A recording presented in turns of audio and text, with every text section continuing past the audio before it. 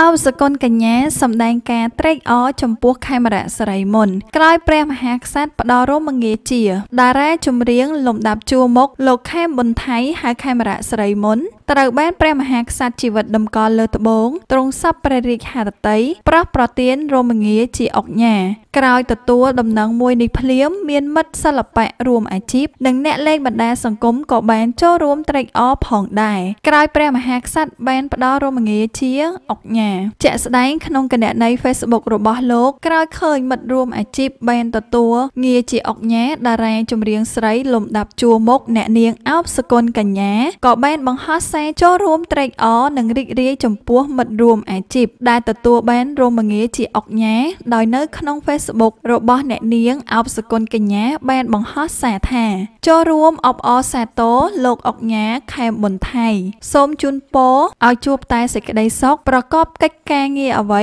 បានសម្រេចដោយសេចក្តីប្រាថ្នានិងនៅតែបន្តការងារសិល្បៈបម្រើជូនទស្សនិកជនគ្រប់គ្នា